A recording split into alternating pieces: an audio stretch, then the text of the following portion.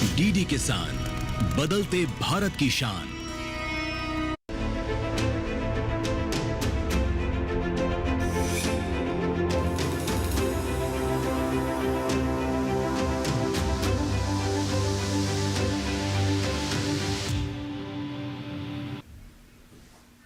नमस्कार, आप देख रहे हैं दूरदर्शन के साथ मौसम खबर में आप सभी का स्वागत है। मैं हूं मोनालिसा। मौसम खबर में बताएंगे आपको मौसम पूर्वानुमान, पर्यटन पूर्वानुमान के बारे में, इसके साथ ही वायु की गुणवत्ता का हाल और मौसम के लिहाज से खेती किसानी की भी होगी बात। लेकिन आइए मौसम खबर की शुरुआत करते हैं बड़ी खबरों के साथ। मौसम से जुड़ी हुई 5 बड़ी खबरें बुलेटिन में हम सबसे पहले आपको बताते हैं। और ऐसे में सबसे पहले हिमाचल प्रदेश की बात करेंगे। कहीं कहीं पर घना कोहरा छाने के आसार यहां पर बनते हुए नजर आ रहे हैं। वहीं पंजाब की अगर बात करें तो इक्का दुक्का जगहों पर शीतलहर चलने का अनुमान जताया गया है। इसके साथ ही आइए झारखंड के बारे में जान लेते हैं। छिटपुट हिस्सों में यहां पर शीतलहर चलने के आसार बनते हुए नजर आ रहे हैं। और अगर बात करें असम की तो कहीं कहीं पर घना कोहरा यहां पर छा सकता है, ऐसी संभावना बनती हुई नजर आ रही है। और इसके साथ ही तमिलनाडु में गरज चमक के साथ तेज हवाएं चलने के आसार बनते हुए दिख रहे हैं। तो ये तो वही मौसम से जुड़ी हुई 5 बड़ी खबरें। आइए मौसम खबर में आगे बढ़ते हैं और जान लेते हैं कि भारत मौसम विज्ञान विभाग ने किस तरह की चेतावनी जारी की है किसानों के लिए, कहां पर मौसम को ध्यान में रखते हुए लोगों को सतर्क रहने की जरूरत है। और इस जानकारी के लिए आइए चलते हैं हमारी एआई एंकर भूमि के पास।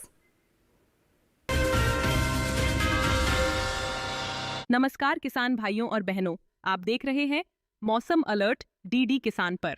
मैं हूं आपकी एआई एंकर भूमि।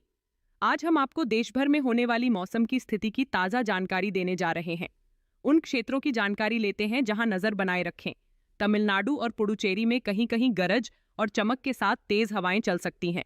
ऐसे में किसानों को सलाह है कि खेतों में पानी की निकासी का उचित प्रबंध जरूर करें, ताकि भारी बारिश की स्थिति में फसलें सुरक्षित रह सकें।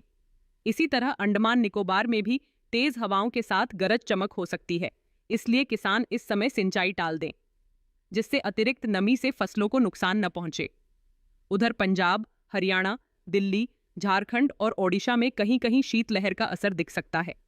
तापमान में गिरावट के बीच किसानों को सलाह है कि हल्की सिंचाई कर लें, ताकि फसलें ठंडी हवाओं के प्रभाव से बची रहें। इसके अलावा हिमाचल प्रदेश, असम, मेघालय, नागालैंड, मणिपुर, मिजोरम और त्रिपुरा में कहीं कहीं कोहरा छा सकता है। यह थी मौसम की ताज़ा जानकारी। कृपया सुरक्षित रहें। धन्यवाद। धन्यवाद भूमि, इस अहम जानकारी के लिए। आइए अब मौसम खबर में आगे बढ़ते हैं और जान लेते हैं देश के वो कौन से हिस्से हैं जहां पर आने वाले 24 से 48 घंटों के दौरान बारिश हो सकती है और कहां पर मौसम साफ रहने वाला है, यानी कि मौसम पूर्वानुमान की अब हम बात करेंगे। तो आइए देखते हैं देश के अलग अलग हिस्सों में आने वाले 24 से 48 घंटों के दौरान कैसा मौसम रहने वाला है। शुरुआत यहां पर करेंगे हम उत्तर भारत से। तो उत्तर भारत की बात कर लेते हैं। जम्मू कश्मीर, लद्दाख, हिमाचल प्रदेश, उत्तराखंड में मौसम बिल्कुल साफ रहने वाला है। इसके साथ ही पंजाब, हरियाणा, दिल्ली, पश्चिमी उत्तर प्रदेश और पूर्वी उत्तर प्रदेश की भी बात करें तो यहां पर बारिश के कोई आसार बनते हुए नजर नहीं आ रहे, यानी कि बिल्कुल साफ मौसम आपको मिलने वाला है। तो ये आपके लिए एक अच्छा समय है जब आप जो सच्चे क्रियाएं हैं खेतों में वो कर सकते हैं। बारिश के आसार फिलहाल नहीं है और कई जगहों पर आप सिंचाई भी कर सकते हैं इस वक्त। आगे बढ़ते हैं और रुक कर लेते हैं पूर्वी भारत और पूर्वोत्तर भारत का। तो यहां पर भी बिहार, झारखंड, ओडिशा, साथ ही गांगेय पश्चिम बंगाल, उप हिमालय पश्चिम बंगाल और सिक्किम में बारिश के आसार नहीं है। अरुणाचल प्रदेश, असम, मेघालय, नागालैंड, मणिपुर, मिजोरम और त्रिपुरा जैसे जो पूर्वोत्तर राज्य हैं इनकी बात करें तो यहां पर भी बारिश की कोई संभावना बनती हुई नजर नहीं आ रही है। तो सच्ची क्रियाओं के लिए ये बहुत ही सही समय है। दक्षिण भारत में अंडमान निकोबार द्वीप समूह में अधिकतर जगहों पर बारिश हो सकती है। इसके अलावा दक्षिणांतरी कर्नाटक में भी कई जगहों पर बरसात के आसार है। तटीय आंध्र प्रदेश, रायलसीमा, तमिलनाडु, पुडुचेरी, केरल में भी कहीं कहीं बादल बरस सकते हैं। तो ऐसे में सिंचाई को तो फिलहाल टाल सकते हैं यहां पर आप। वहीं तेलंगाना, उत्तरी आंतरिक कर्नाटक और तटीय कर्नाटक में मौसम बिल्कुल साफ रहने वाला है।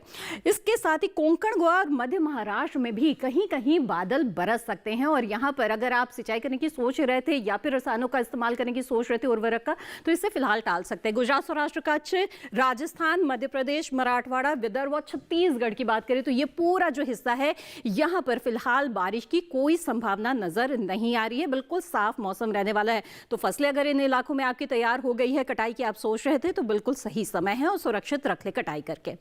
अब आगे बढ़ते हैं और पिछले 24 घंटों के मौसम का जो हाल था वो हम जान लेते हैं।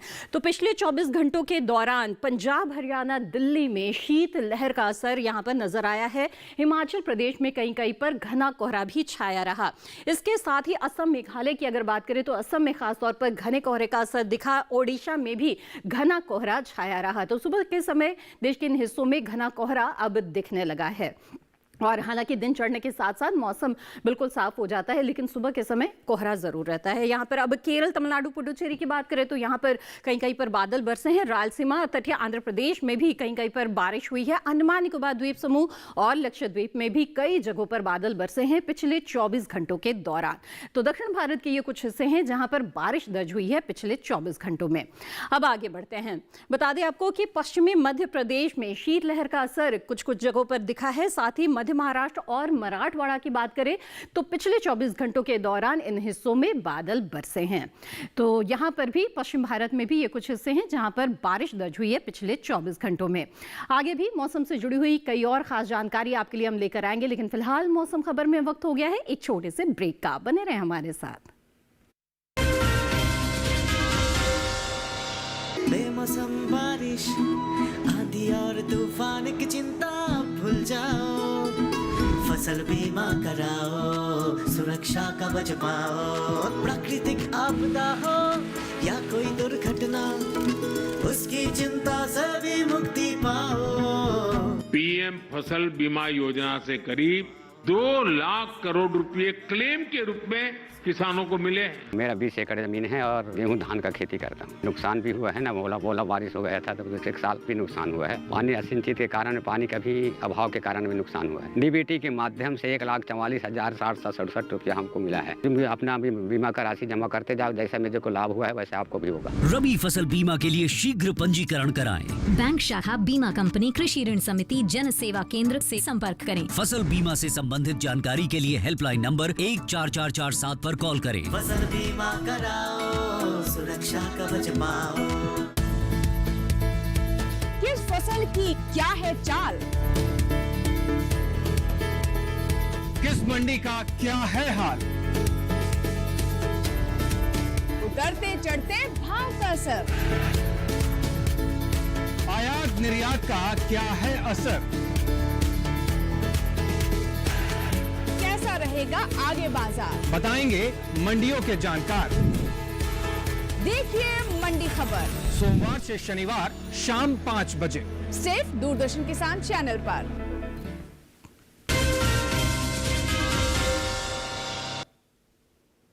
ब्रेक के बाद आप सभी का फिर से स्वागत है। आप देख रहे हैं मौसम खबर। आइए मौसम खबर में अब आगे बढ़ते हैं और अब बारी है जानने की तापमान की स्थिति के बारे में। देश के अलग अलग हिस्सों में तापमान का क्या हाल इस वक्त चल रहा है, ये हम आपको इस खास सेगमेंट में बताते हैं। तो तापमान का हाल सेगमेंट है जिसमें बताएंगे आपको कि अधिकतम और न्यूनतम तापमान की स्थिति कैसी चल रही है और कहां कहां पर उतार चढ़ाव का हाल नजर आ रहा है। बता दें आपको जम्मू कश्मीर, लद्दाख, हिमाचल प्रदेश, उत्तराखंड और साथ ही पंजाब की अगर बात करें तो सामान्य से 5 डिग्री सेल्सियस ज्यादा न्यूनतम तापमान यहां पर दर्ज हुआ है, यानी कि जो रात का तापमान है उसमें इजाफा इन क्षेत्रों में रहा। अब आगे बढ़ते हैं, बात करते हैं पूर्वी राजस्थान की। तो पूर्वी राजस्थान में भी सामान्य से 5 डिग्री सेल्सियस ज्यादा न्यूनतम तापमान दर्ज हुआ है। रात के तापमान में बढ़ोतरी यहां पर भी दिखी है। पंजाब के आदमपुर में 2.2 डिग्री सेल्सियस रहा है न्यूनतम तापमान। ये मैदानी इलाकों में सबसे कम तापमान है। तो मैदानी इलाकों में सबसे कम तापमान की बात कर ली, अब अधिकतम तापमान का भी हाल जान लेते हैं। तो हरियाणा, दिल्ली, पश्चिमी उत्तर प्रदेश, पूर्वी उत्तर प्रदेश में सामान्य के मुकाबले 5 डिग्री सेल्सियस कम अधिकतम तापमान दर्ज हुआ है, यानी कि जो दिन का तापमान है उसमें सामान्य से थोड़ी सी गिरावट इस वक्त तापमान में दिख रही है। तेलंगाना में भी सामान्य की तुलना में 5 डिग्री सेल्सियस कम अधिकतम तापमान रिकॉर्ड किया गया। तो तेलंगाना में भी दिन के तापमान में गिरावट है। अब आगे बढ़ते हैं, बता दें आपको कि गुजरात, मध्य महाराष्ट्र, मराठवाड़ा, विदर्भ और इसके साथ ही छत्तीसगढ़ में अधिकतम तापमान में सामान्य की तुलना में 5 डिग्री सेल्सियस की गिरावट दर्ज हुई है। तो देश के कई हिस्से हैं जहां पर दिन के तापमान में इस वक्त गिरावट दिख रही है। वहीं बात करें हम अलीबाग की तो यहाँ पर 36 डिग्री सेल्सियस अधिकतम तापमान दर्ज हुआ है। मैदानी इलाकों में ये सबसे ज़्यादा तापमान है। जी हाँ, तो महाराष्ट्र के अलीबाग में जो मैदानी इलाके हैं उसमें से सबसे ज़्यादा तापमान दर्ज हुआ है। तो जाना आपने कि मैदानी हिस्सों में सबसे ज़्यादा और कम तापमान की स्थिति कहाँ रही है और इसके साथ ही देश के अलग अलग हिस्सों में कहाँ पर तापमान में इस वक्त बदलाव नजर आ रहा है। अब आइए देश के सभी अहम शहरों पर एक सरसरी निगाह डालते हैं और देखते हैं कि बीते दिन यहाँ पर तापमान का क्या हाल रहा।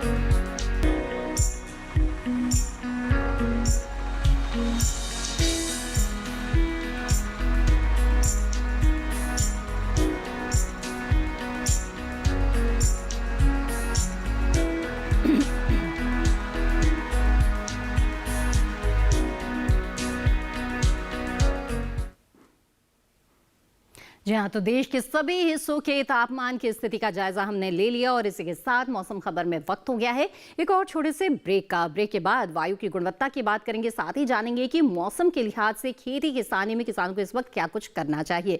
लेकिन फिलहाल एक ब्रेक का वक्त हो चला है, तो जल्द हाजिर होंगे। ब्रेक के बाद आप बने रहें दूरदर्शन किसान पर।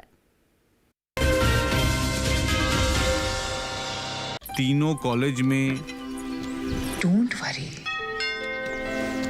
फीस तो देखो। क्या हाल है? क्या हुआ? हाँ, फीस की टेंशन। राहुल का बैंक अकाउंट तो है ही, रास्ता क्लियर।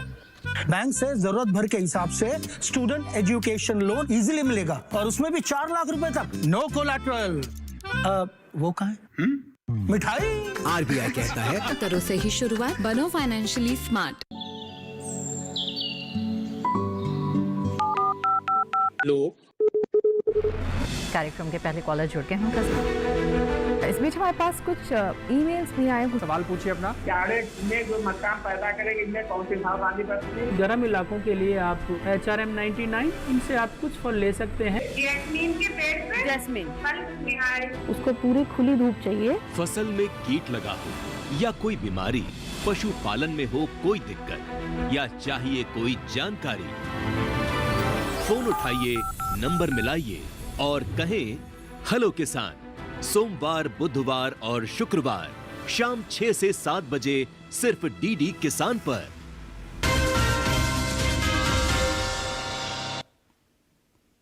ब्रेक के बाद आप सभी का फिर से स्वागत है। आप देख रहे हैं मौसम खबर। मौसम खबर में आइए अब आगे बढ़ते हैं, बात करते हैं वायु गुणवत्ता की। जी हाँ, आप जरूर जानना चाहते होंगे कि आपके शहर की हवा कैसी है, सांस लेने लायक है भी कि नहीं।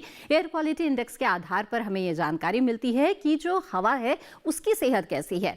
और इस बारे में जानकारी के लिए आइए चलते हैं हमारी AI एंकर भूमि के पास। नजर डालते हैं देश के बड़े शहरों की वायु गुणवत्ता पर।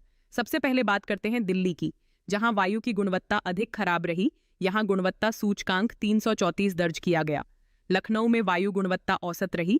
यहां गुणवत्ता सूचकांक 155 दर्ज किया गया।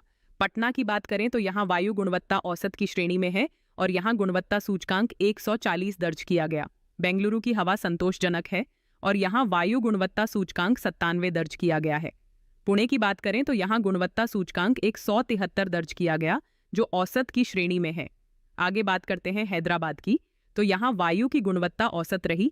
यहाँ गुणवत्ता सूचकांक 101 दर्ज किया गया।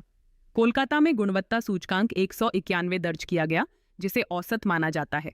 मुंबई की बात करें तो यहाँ की वायु गुणवत्ता औसत की श्रेणी में दर्ज की गई। यहाँ गुणवत्ता सूचकांक 119 दर्ज किया गया। वहीं अहमदाबाद में वायु की गुणवत्ता औसत रही और यहाँ गुणवत्ता सूचकांक 116 दर्ज किया गया। कृपया अपनी सेहत का ध्यान रखें। हम फिर मिलेंगे, तब तक के लिए नमस्कार। धन्यवाद भूमि इस जानकारी के लिए। आइए अब मौसम खबर में आगे बढ़ते हैं और जान लेते हैं कि अगर पर्यटक स्थलों पर जाने का आप प्लान बना रहे हैं तो आपको कैसा मौसम मिल सकता है आने वाले 4 दिनों के दौरान। तो पर्यटक स्थलों का मौसम हम आपको बताते हैं और ये खास सेगमेंट को हम बोलते हैं पर्यटन पूर्वानुमान। तो आइए नजर डाल लेते हैं पर्यटन पूर्वानुमान पर और सबसे पहले यहाँ पर हम बात करेंगे श्रीनगर की। तो जम्मू कश्मीर के श्रीनगर में रविवार, सोमवार, मंगलवार और बुधवार यानी कि आने वाले 4 दिनों के दौरान हल्के बादल छाए रहेंगे लेकिन कमोबेश मौसम साफ रहेगा। 11-12 के आसपास यहाँ पर अधिकतम तापमान रहेगा तो न्यूनतम तापमान जो है -3 और -4 के आसपास यहाँ पर बना रहेगा। बहुत ज्यादा उतार चढ़ाव नहीं है। रविवार से सोमवार के बीच में हम 1 डिग्री का फर्क देख रहे हैं, बाकी दिन तापमान एक सा बना रहेगा। अब आगे बढ़ते हैं दिल्ली की बात करते हैं जहां पर रविवार को हल्के बादल छाए रह सकते हैं। 25 से 9 के बीच यहां पर तापमान रहेगा लेकिन अगले दिन मौसम खुल जाएगा सोमवार को और तापमान भी कमोबेश एक सा बना रहेगा। अधिक जो न्यूनतम तापमान है उसमें 1 डिग्री की बढ़ोतरी आ सकती है। मंगलवार और बुधवार को सुबह आपको कोहरा मिल सकता है। 24 डिग्री सेल्सियस अधिकतम तापमान तो 6-7 के आसपास न्यूनतम तापमान की स्थिति यहां पर रहने वाली है। अब आगे बढ़ते हैं, जान लेते उत्तर प्रदेश के प्रयागराज के बारे में। तो यहां पर भी आने वाले 4 दिनों के दौरान सुबह आपको कोहरा मिल सकता है। 25 डिग्री सेल्सियस अधिकतम तापमान रविवार सोमवार को रहेगा तो मंगलवार और बुधवार को 24 डिग्री यानी कि 1 डिग्री की गिरावट आ सकती है। वहीं न्यूनतम तापमान में बढ़ोतरी का ट्रेंड हम देख रहे हैं। रविवार को 9 डिग्री रहेगा तो ये आगे मंगलवार बुधवार तक आते आते 11 डिग्री तक जो न्यूनतम तापमान है वो पहुंच जाएगा। तो न्यूनतम तापमान में थोड़े बढ़ोतरी के आसार है। वहीं पश्चिम बंगाल के दार्जिलिंग की बात करें तो बिल्कुल साफ मौसम आपको मिलने वाला है आने वाले 4 दिनों के दौरान। तापमान में बहुत ज्यादा उतार चढ़ाव नहीं है। सोमवार से मंगलवार के बीच में अधिकतम तापमान में हम देख रहे हैं कि 1 डिग्री का फर्क है, बढ़ोतरी आ सकती है और 14 डिग्री के आसपास अधिकतम तापमान ये बना रहेगा। न्यूनतम तापमान 4-5 डिग्री के आसपास बना रहेगा। बुधवार तक आते आते ही बल्कि न्यूनतम तापमान में 1 डिग्री की गिरावट है। वहीं नागालैंड के कोहिमा की बात करें तो यहाँ पर भी बिल्कुल साफ मौसम आपको मिलने जा रहा है। 21 से 8 के बीच तापमान की स्थिति रहेगी रविवार को। सोमवार को 20 से 7 यानी कि 1 डिग्री की गिरावट आ सकती है। अगले दिन मंगलवार को भी ये तापमान बरकरार रहेगा। बुधवार को भी अधिकतम तापमान बना रहेगा 20 पर लेकिन जो न्यूनतम तापमान है उसमें 1 डिग्री की बढ़ोतरी के साथ वो 8 डिग्री के पर आ सकता है। तो जान लिया आपने कोहिमा में भी किस तरह का आपको मौसम मिल सकता है। अब आंध्र प्रदेश के अरावती की बात करते हैं, अमरावती की। तो अमरावती में आने वाले 4 दिनों के दौरान हल्के बादल छाने के आसार नजर आ रहे हैं। 31 डिग्री सेल्सियस अधिकतम तापमान आपको रविवार से मंगलवार तक मिलने वाला है। बुधवार तक आते आते 1 डिग्री की गिरावट आ सकती है। वहीं जो न्यूनतम तापमान है वो 20-21 के आसपास यहाँ पर लगातार बना रहेगा। बहुत ज्यादा तापमान में उतार चढ़ाव नहीं है और हल्के बादल भी आपको यहाँ मिल सकते हैं।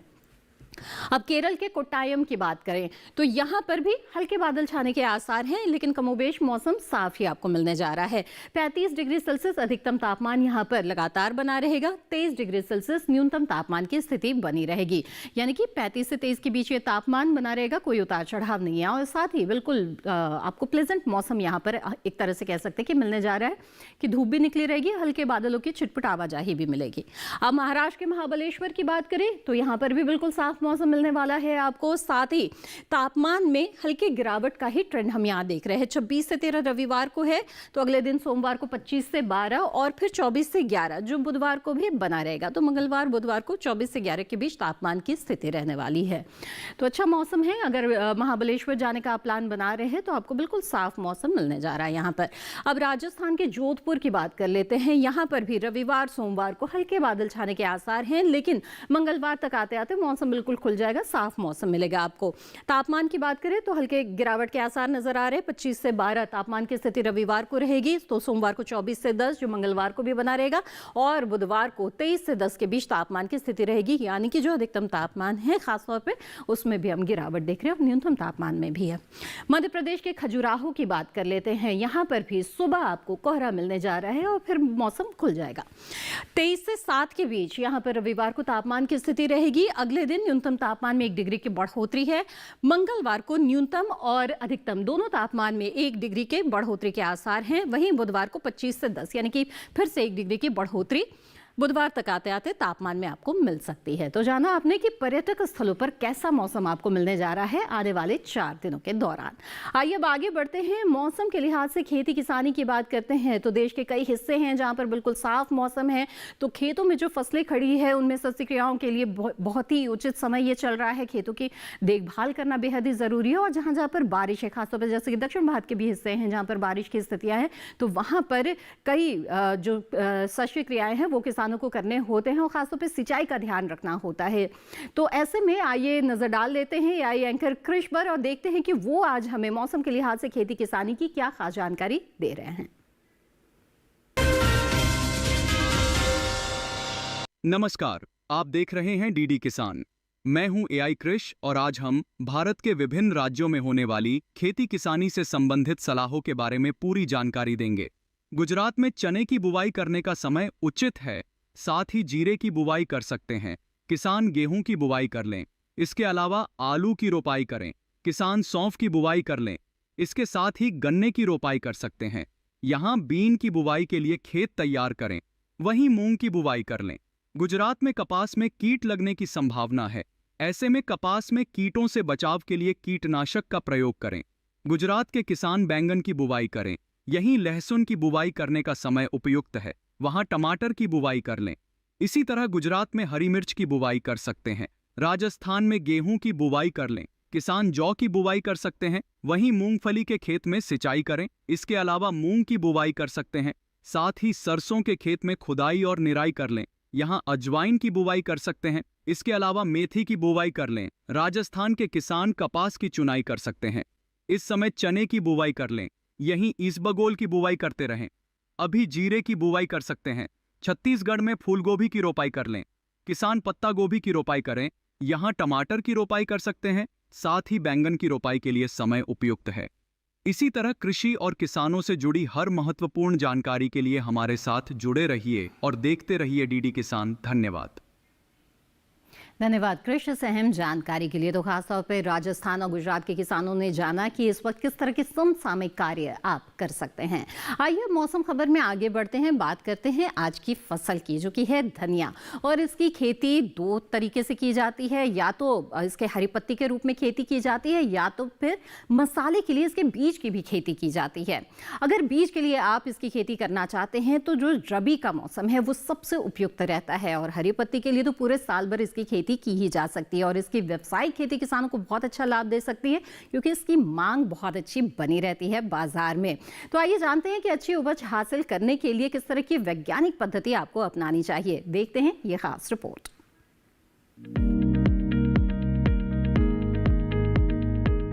धनिये की खेती के लिए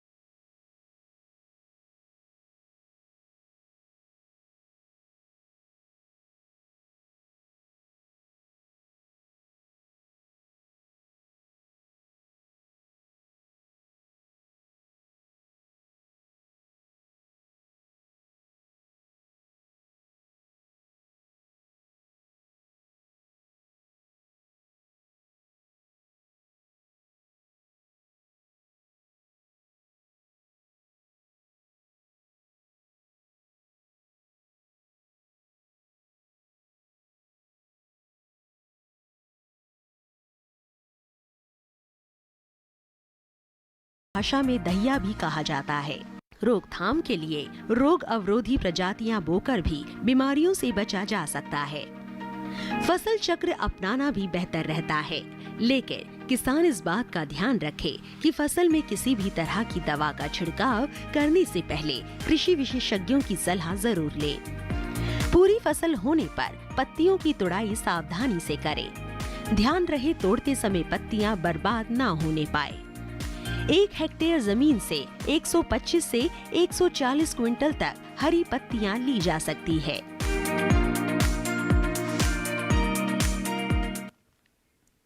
तो ये थी धनिये की खेती से जुड़ी हुई कुछ अहम जानकारियां और इसी के साथ आज के मौसम खबर में बस इतना ही। उम्मीद है मौसम खबर से आपको मदद मिल रही होगी। मौसम खबर को आप दूरदर्शन किसान के YouTube चैनल पर भी देख सकते हैं और मौसम से जुड़ी हुई, खेती किसानी से जुड़ी हुई ये सभी जानकारियां फिर से हासिल कर सकते हैं। इसके लिए टीवी स्क्रीन पर दिखाए जा रहे QR कोड को स्कैन करें, आप सीधे हमारे YouTube चैनल से जुड़ जाएंगे। मौसम का ताज़ा हाल और कृषि सलाह के साथ फिर होंगे हाजिर। तब तक के लिए दीजिए इजाजत। आप बने रहें दूरदर्शन किसान पर। नमस्कार।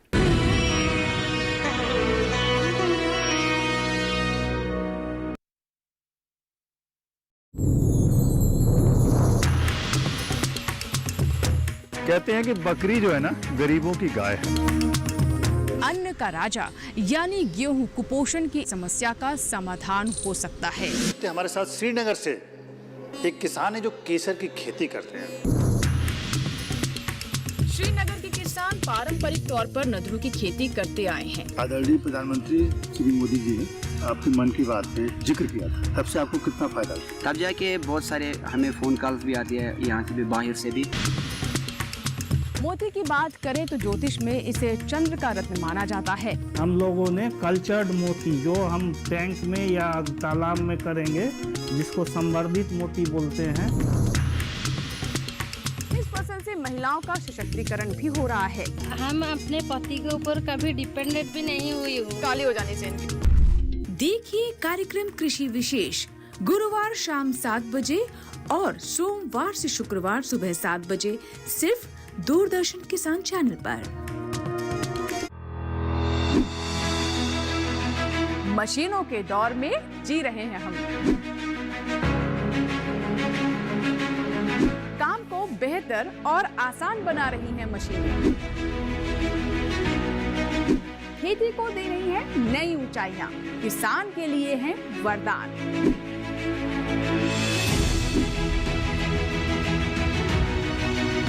मशीनरी पर आधारित देखिए हाईटेक खेती शनिवार शाम 7 बजे, पुनः प्रसारण रविवार सुबह 7 बजे सिर्फ दूरदर्शन किसान पर।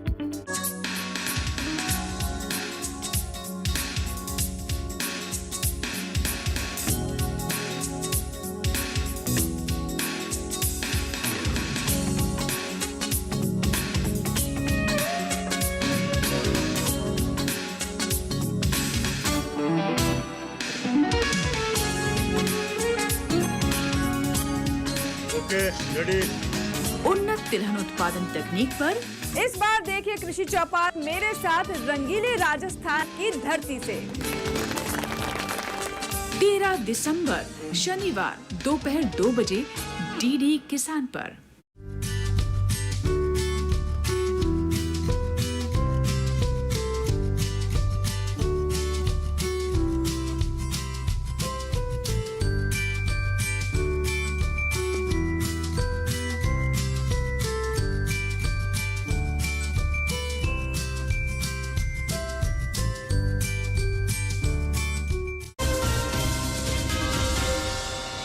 नजर डालते हैं देश के बड़े शहरों की वायु गुणवत्ता पर। सबसे पहले बात करते हैं दिल्ली की, जहां वायु की गुणवत्ता अधिक खराब रही। यहां गुणवत्ता सूचकांक 334 दर्ज किया गया। लखनऊ में वायु गुणवत्ता औसत रही। यहां गुणवत्ता सूचकांक 155 दर्ज किया गया। पटना की बात करें तो यहां वायु गुणवत्ता औसत की श्रेणी में है और यहां गुणवत्ता सूचकांक 140 दर्ज किया गया। बेंगलुरु की हवा संतोषजनक है और यहां वायु गुणवत्ता सूचकांक 97 दर्ज किया गया है। पुणे की बात करें तो यहां गुणवत्ता सूचकांक 173 दर्ज किया गया, जो औसत की श्रेणी में है। आगे बात करते हैं हैदराबाद की, तो यहां वायु की गुणवत्ता औसत रही। यहां गुणवत्ता सूचकांक 101 दर्ज किया गया। कोलकाता में गुणवत्ता सूचकांक 191 दर्ज किया गया, जिसे औसत माना जाता है। मुंबई की बात करें तो यहां की वायु गुणवत्ता औसत की श्रेणी में दर्ज की गई। यहां गुणवत्ता सूचकांक 119 दर्ज किया गया। वहीं अहमदाबाद में वायु की गुणवत्ता औसत रही और यहाँ गुणवत्ता सूचकांक 116 दर्ज किया गया। कृपया अपनी सेहत का ध्यान रखें। हम फिर मिलेंगे, तब तक के लिए नमस्कार।